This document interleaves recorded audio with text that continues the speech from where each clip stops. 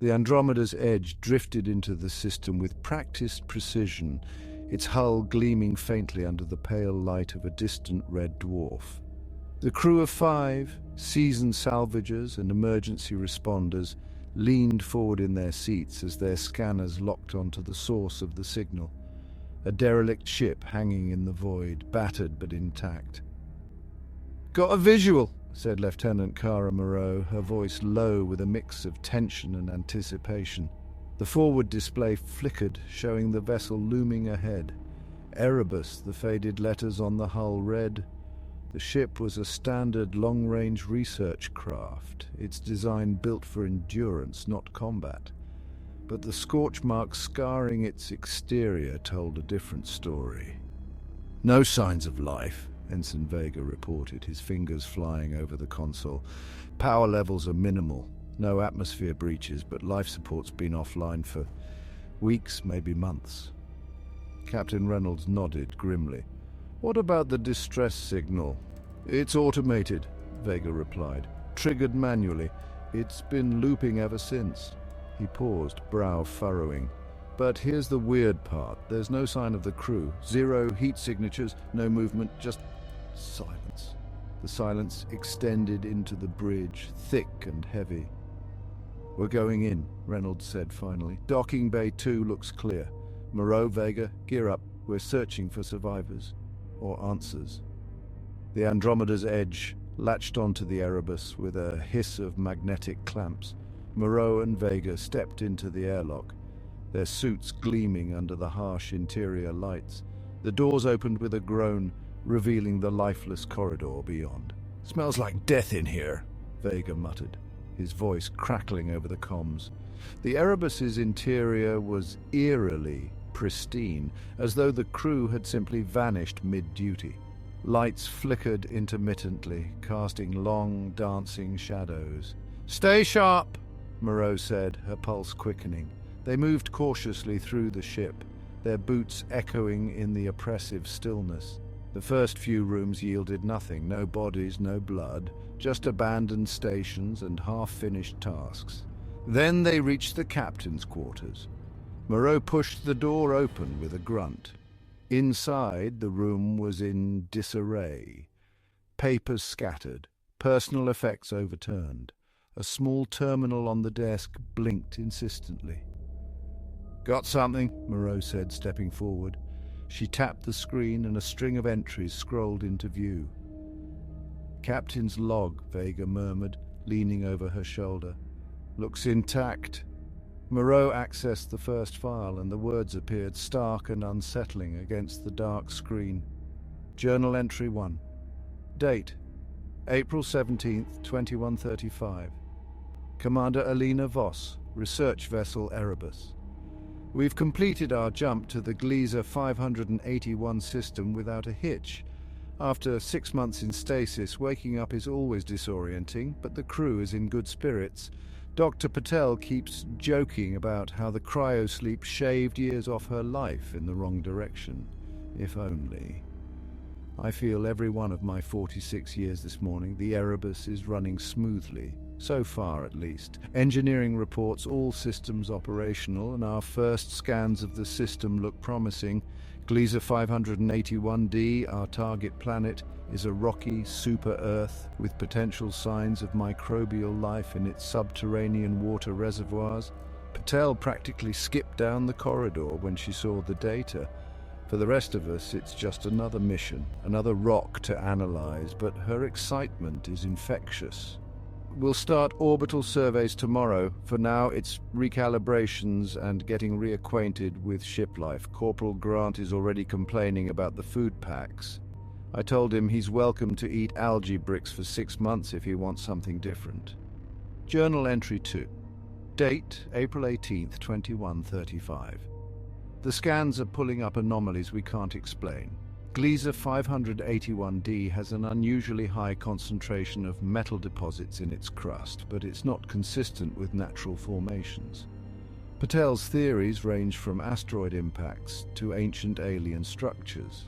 It's too early to draw conclusions, but the idea has everyone buzzing. Even Dr. Kim, our stoic astrophysicist, seems intrigued. I can't shake the feeling that something about this mission is different. Maybe it's just the thrill of discovery, or maybe it's the way the planet looks on the monitor, dark, mottled, and uninviting. The others say it's just a rock, but I don't know. Tonight, I walked the length of the ship while the others slept. The hum of the engines usually comforts me, but tonight it felt oppressive, like something pressing against my chest. I caught myself holding my breath. Ridiculous. Journal entry 3. Date, April 19th, 2135. We've encountered our first problem. During the planetary survey, the starboard sensor array malfunctioned. Grant and Torres went out to repair it, but they reported seeing strange scorch marks on the hull as though something had struck the ship. We're not near any debris fields and there's no sign of micrometeoroids. The array's fixed, but it's unsettling. I reviewed the external camera logs and found nothing. The feed cut out for 4.7 seconds, and when it came back, the marks were there. Patel says it's probably a software glitch. I'm not so sure. Kim suggested we move into a higher orbit just to be safe. I agreed. If there's one thing I've learned in 20 years of deep space missions, it's that paranoia keeps you alive. Journal entry 4. Date, April 20th, 2135. Grant didn't show up for his shift this morning. I found him in his bunk, pale and sweating. He says he's fine, but his hands are shaking, and he keeps looking over his shoulder like someone's behind him. I ordered him to rest and told Patel to run a full workup. She didn't find anything. It's probably just stasis lag or nerves. Long missions mess with your head. I've seen it before. Still, I'm keeping an eye on him. One odd thing, when I passed the airlock today, I thought I heard something, a faint tapping sound. I checked the logs, and no one's been outside since the repair mission. It's nothing, probably thermal expansion in the hull. I'm starting to think I should stop writing these entries late at night. My imagination is running wild. Journal entry 5. Date, April 21st, 2135.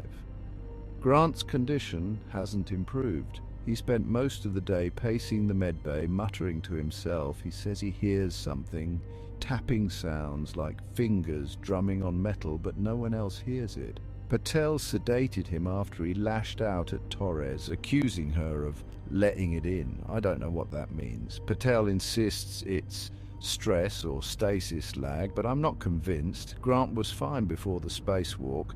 Torres swears she didn't see or hear anything unusual out there, but she's been quieter than usual since the repair. Whatever's affecting Grant, it's starting to spread. The scorch marks on the hull still bother me. I ran another review of the external camera logs, scrubbing frame by frame during the outage. There's something there. A shape, like a ripple of static, but it doesn't match any known interference pattern. I'll keep this to myself for now. The crew doesn't need more reasons to panic. Journal entry 6. Date, April 22nd, 2135. Patel is dead. I don't know how else to start this entry. I woke to Torres pounding on my door, screaming for help. When I reached the medbay, Patel was lying on the floor, her throat slit. The scalpel was still in her hand. Torres swears she didn't touch her. She claims Patel started screaming, saying she could see it in the walls, and then she turned the scalpel on herself. I don't know what to believe. Kim thinks Torres is lying. He says her story doesn't add up. Why didn't she try to stop Patel? Why wait until it was too late? Torres insists she was frozen, too scared to move.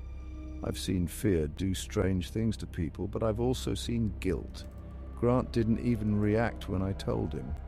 He just stared at me, mumbling about the tapping. I filed a report in the ship's logs, flagged for HQ. I doubt it'll ever reach them. We are too far out and the signal's degraded since we arrived. I'm running out of time to get control of this crew. Journal entry 7. Date, April 23rd, 2135. We've isolated Torres. It was Kim's suggestion, and I didn't argue. The tensions between her and the others are reaching a breaking point. Torres keeps insisting she didn't kill Patel, but Kim doesn't buy it. I'm not sure I do either. There's something in her eyes, something hollow, When I went to check on her, she grabbed my wrist and whispered, "It's inside." "What's inside, Doc?" I asked. She didn't answer, just stared past me, like she could see through the walls. "Grant has worsened. He's barely eating, and he refuses to leave his bunk. Kim is the only one holding it together, and even he's starting to fray at the edges." I heard him muttering calculations under his breath, equations I couldn't follow. Kim never makes mistakes, but his numbers didn't add up. I tried to rest earlier, but I couldn't sleep. Every time I closed my eyes, I heard it. The tapping. Journal entry 8. Date, April 24th, 2135. Torres is gone. Her quarters are empty, her suit is missing, and the airlock logs show it was accessed at 0200 hours. I reviewed the footage, but the camera outside her room glitched. Another damn outage. By the time the feed came back, she was gone. Kim says it's simple. Torres killed Patel, then spaced herself out of guilt. Maybe he's right. But when I checked the airlock myself, I found something. Scorch marks. The same ones we saw on the hull. Kim dismissed it as a coincidence, but I don't believe in coincidences anymore. I reviewed the logs again before writing this entry. The ripple of static in the camera outage. It's there again, right before Torres disappears. I don't know what it is, but it's getting closer. I need to end this mission. We're pulling out tomorrow. I don't care about the data, the anomalies, or the funding we'll lose. If anyone questions me, I'll tell them the truth. Something is wrong with this ship, and I think it knows we're here. Journal entry 9. Date, April 25th, 2135. We're trapped. I initiated the withdrawal sequence this morning, but the engines won't fire. Kim spent hours in engineering trying to diagnose the problem, but he came back empty-handed. He says the systems are operational, no malfunctions detected, but the ship won't move. When I suggested manually overriding the controls, Kim froze, then muttered something about disruptions in the field. I asked him what he meant, but he just shook his head and walked away. Grant hasn't left his bunk. His condition has deteriorated to the point where I barely recognize him. He looks gaunt, his skin pale and stretched over his bones. He keeps whispering, but the words don't make sense. "Knocking to get in," he said to me today, his voice barely above a rasp. "It's always knocking." The tapping hasn't stopped. It's louder now, echoing through the walls, the floors, the bulkheads. I don't think it's just in my head anymore. Journal entry 10. Date, April 26th, 2135. Kim confronted me today. He thinks I'm losing control, that I'm putting the mission at risk by indulging irrational fears. When I told him about the tapping, about Grant's condition, about the scorch marks, he laughed. A bitter, humorless sound. "This is space," he said. "It's hostile, unpredictable. We knew the risks coming here. You're making this something it's not." But when I asked him to explain the outages, the static, the way the ship refuses to move, his confidence wavered. Kim is hiding something. I can see it in his eyes. Later, I caught him staring out of the observation deck viewport, mumbling equations again. When I asked what he was doing, he just said, "There's a pattern." I don't know what he means. I'm not sure I want to. Journal entry 11. Date, April 27th, 2135. Grant is dead. I found him this morning still in his bunk. He wasn't breathing. Patel's scans from earlier had shown no physical illness, so I don't know what killed him. His body was cold, his eyes wide open, staring at nothing. I closed them. When I stepped back, I saw something carved into the bulkhead above his bed. A series of symbols, jagged and uneven, like they'd been scratched into the metal with bare hands. I don't recognize them, but they feel wrong, like looking at something you shouldn't be able to see. Kim didn't react to Grant's death. He barely even looked at the body. "I told you," he said, "there's a pattern." He's been in engineering ever since, poring over schematics and muttering to himself. I can't shake the feeling that Grant's death isn't the end of this. It's just the beginning. Journal entry 12. Date, April 28th, 2135. The tapping stopped. For hours the ship was silent. I almost let myself believe it was over. Then I heard it, a new sound, scraping. It started faintly, like nails on a chalkboard, but now it's everywhere. It moves through the ship, following me no matter where I go. I can feel it in my teeth, in my skull. Kim hasn't come out of engineering. I tried to contact him through the comms, but there's no response. I'm too afraid to go check on him. I'm alone now.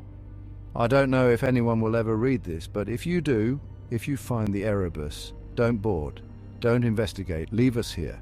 Whatever's on this ship, it doesn't want to be found. Journal entry 13. Date, April 29th, 2135. Kim is gone. I finally worked up the courage to check engineering. When I got there, the room was empty. His tools were scattered across the console, his datapad still active, mid-calculation. The equations on the screen made no sense, fractals nested within fractals, spiraling into infinity. They pulsed faintly like they were alive. I don't know what they mean, but staring at them made my head pound. The door to the maintenance crawl space was open. I called for Kim, but there was no response. Only the faint echo of the scraping sound coming from deep within the vents. I didn't follow it. I couldn't. Journal entry 14. Date, April 30th, 2135. The lights are failing. Entire sections of the ship are now in darkness. The emergency systems should have kicked in, but they're unresponsive, just like the engines. I've sealed myself in the command module. It's the only place I feel safe, or at least safer. The logs are still functional here, and I can monitor what's left of the ship's systems. The scraping is relentless now, circling closer and closer. It feels purposeful, intentional. I've reviewed every entry I've written, every recording I've made, and there's one thing I keep coming back to. The ripple of static on the external cameras. I think it started before we even noticed it, before Grant's spacewalk, before the Erebus even entered this system. Journal entry 15. Date, May 1st, 2135. I made contact, at least I think I did. It happened while I was reviewing the external sensor data again, trying to find anything that could explain this. The screens flickered and the static returned, but this time it wasn't just noise. There was a voice, faint, almost imperceptible, but it was there. It didn't speak in words, it was more like the impressions, feelings pressed into my mind, cold, hunger, intrusion, and then clearer than anything else, you shouldn't be here. The screen went dark, and the scraping sound stopped. For hours the ship was silent. I thought it was over, but now something is outside the command module. I can hear it moving, heavy, deliberate. It's not the tapping, not the scraping. This is different. It's walking. Journal entry 16. Date, May 2nd, 2135. Yeah, I think it's inside. I don't remember falling asleep, but I must have. When I woke up, the command module was dark, the emergency lighting flickering weakly. My tools were scattered across the floor as if they'd been thrown. I'm not alone anymore. I can feel it watching me, even though I can't see it.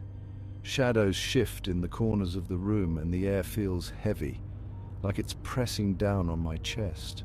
I've barricaded the door, but I know it won't hold. Whatever this is, it's not physical. It's not bound by walls or locks.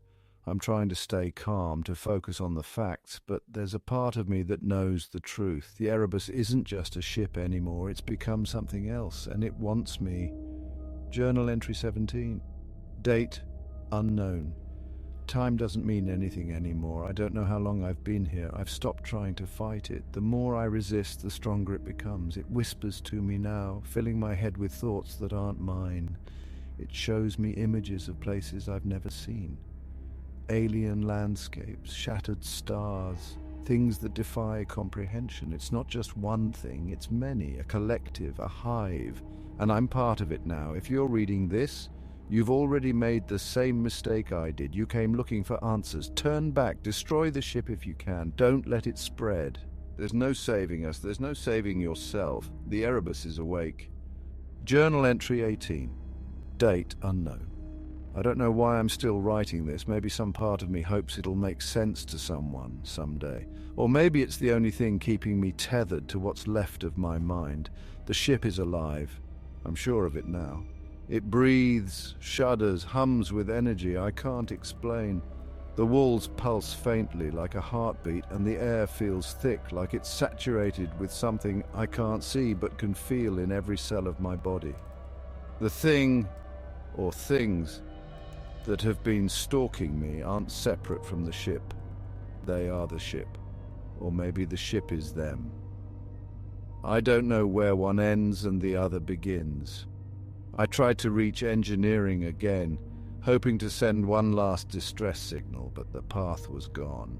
The corridors shifted, folding into each other, leading me in endless circles. The Erebus won't let me leave. Journal entry 19, date unknown. It spoke to me again. This time there were words. We were adrift, it said, lost, forgotten. You woke us. I demanded to know what it was, what it wanted. The voice laughed, low and resonant, vibrating through the walls. To return, it said, to expand. It showed me more of those impossible images. Vast voids filled with shimmering structures, light bending in ways that hurt to look at. It was beautiful and horrifying all at once, and then I saw us, our crew, Grant, Patel, Torres, Kim, myself. We were all there, but we weren't ourselves anymore. Our bodies twisted, reshaped, merged into something unrecognizable. "No!" I said, screaming at it. "I won't let this happen." But the voice only whispered, "It already has." Journal entry 20. Date unknown. I've stopped eating, stopped drinking. There's no point. My body feels foreign to me now, like it's no longer mine. The tapping is back, louder than ever, but now I understand it. It's not random, it's a code. I've spent hours, days, trying to decipher it. At first, it was gibberish, but then patterns emerged. Numbers, coordinates, sequences I don't fully understand. It's calling to something or someone, and I think it's getting a response. Journal entry 21. Date unknown. I saw Kim, or what's left of him. I turned a corner, and there he was, standing at the far end of the corridor. His face was pale, his eyes hollow, but he was smiling, a wide, unnatural grin that stretched too far. "I understand now," he said. "You will too." When I tried to approach, he melted into the shadows, disappearing into the ship, like he was part of it. Maybe he is, maybe we all are. Journal entry 22. Date unknown. The final piece fell into place. I've been watching the patterns, the shifting walls, the pulses of energy. The Erebus isn't trapped here, it's waiting, it's a beacon. Those coordinates, those sequences, it's sending them out into the void, reaching for something far beyond this system, something older, bigger, and it's coming. I don't know what it is, but I can feel its approach like a storm gathering on the horizon. If you find this, if you're reading these words, you need to understand this is more than just a ship, it's a door, and it's opening. Journal entry 23. Date unknown. It's here. I don't know how I know, but I do. The air is electric, vibrating with an energy that seeps into my bones. The walls glow faintly now, pulsating in time with something outside, something vast and immeasurable. I can see it, or at least pieces of it, through the observation deck. Shapes that defy geometry, edges that shift when you try to focus on them. It's like staring into the void and having the void stare back. The scraping sound has stopped, replaced by a deep, resonant hum. It's not just sound, it's pressure, a force pressing against my mind, against the fragile barriers of my sanity. The Erebus is alive, and it's rejoicing. Journal entry 24. Date unknown. I thought I understood fear, but this is something else. The thing outside, it's not physical in the way we are. It exists in dimensions we can't perceive, and yet it's here, filling the ship, filling me. I hear its voice in every creak of the hull, every flicker of the lights. It doesn't speak in words anymore. It's pure emotion, hunger, curiosity, inevitability. I try to shut it out, to focus on anything else, but it's impossible. The harder I fight, the deeper it digs into me. I can feel myself unraveling. Journal entry 25. Date unknown. I understand now. The Erebus wasn't named after the Greek god of darkness by coincidence. It's a vessel, not just a ship, but a carrier for something ancient, something forgotten. The ship didn't find this entity. It brought it here. We were always meant to wake it. And now that it's awake, it's spreading. I saw it in the patterns, the coordinates. It's not just calling out. It's reaching, extending itself through the void, looking for more. More ships, more systems, more hosts. This was never about survival. It was about transmission. Journal entry 26. Date unknown. The crew is gone. Patel, Torres, Kim. They're part of it now, absorbed into its vast, incomprehensible being. Their voices echo in the hum, fragments of who they were, twisted into something unrecognizable. I can feel it happening to me too. My thoughts aren't my own anymore. Words I didn't write appear in this log. Ideas I don't understand bloom in my mind like invasive weeds. It's not painful, it's almost peaceful. That's the worst part. Journal entry 27. Date final.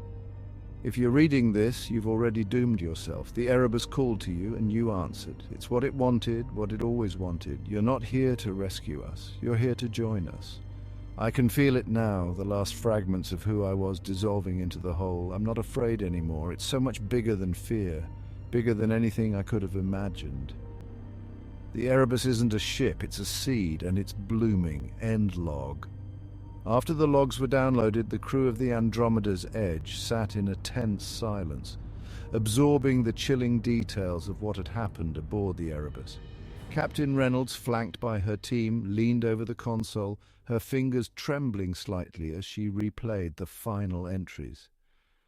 "That's impossible," Moreau muttered, her eyes wide as she stared at the screen. "The last log entry, it says the ship itself is alive. What could that even mean?" Reynolds' jaw tightened. She'd been part of enough missions to know that sometimes, when you dug too deep, the truth was worse than any report could show. But this was different. What they were reading was beyond anything they'd been trained for. "Shut it down," Reynolds ordered, her voice low but firm. "I don't want to hear any more of it. Get the Andromeda's Edge ready to leave." But as Shaw, the communications officer, moved to disconnect the feed, the screen flickered, displaying a new log entry, one that hadn't been there moments ago. "Captain," Shaw said, his voice rising in alarm. "The log, it's still updating." A new entry appeared. Journal entry 27. Date unknown. If you're reading this, you've already doomed yourself. The words echoed in the quiet room. Vega stood, his hand instinctively hovering near the ship's controls. "What the hell?" Before anyone could react, the lights on the Andromeda's Edge flickered. At first it was a minor glitch, the dimming of the fluorescent lights like a power surge. But then the whole ship shook, a deep, resonant hum vibrating through the hull. Reynolds spun toward the viewport. A shadow passed by the starboard side, so massive that it blotted out the stars. Her heart skipped in her chest. "Is that—" Cortez, the xenobiologist, began, but his voice trailed off as he turned to Reynolds. Reynolds' hand clenched into a fist. "Vega, what's going on with the engines?" she demanded, trying to stay calm. They're not responding," Vega said, his voice barely above a whisper. "I'm trying to reroute power, but nothing's working. It's like the ship's systems are fighting back." Suddenly there was a thud from somewhere deep within the Andromeda's Edge. Then a tapping, tap, tap, tap. It was rhythmic, too deliberate to be a coincidence. The sound echoed through the ship, growing louder with each passing second. "Cortez, get to the engine room," Reynolds barked. "Sure, check the comms. I want to send a distress signal now, before whatever that is outside gets any closer." The tapping intensified, coming from all directions now, like 1,000 invisible hands were drumming against the ship's walls. Vega stumbled back from his console. "Captain, you need to see this. The external sensors are picking up something. A presence is coming closer." Reynolds' blood ran cold as she moved to stand beside him. The sensors were detecting something massive, moving through the darkness of space towards them. It wasn't a ship, it wasn't a known object. It was something far older, far more unnatural. Something they could not hope to understand. "I don't like this," Moreau said, her voice strained. "We need to get out of here, now." Reynolds turned to face the rest of the crew, her mind racing. The Andromeda's edge was helpless, stuck in the pull of whatever was out there. They couldn't outrun it, and they couldn't fight it. Not in any way they knew. The tapping grew louder, and then came the voice. "Welcome." It was the same voice from the logs. Deep, resonant, and far too familiar. The crew froze, each of them feeling the weight of the words as they reverberated in their bones. "We can't outrun it," Reynolds whispered, more to herself than to anyone else. She turned back to the viewport, her eyes widening as the immense presence outside the ship drew nearer, no longer just a shadow, but something massive, bending the very fabric of reality around it. The lights flickered once more, and this time they didn't return. Suddenly the tapping ceased. And then everything went black. Journal entry 28. It's here, and so are we. Thank you for joining me here at Nightmare Theatre. My name is Alan Tanner. Please like, subscribe, and share the video. I'll see you all again tomorrow night.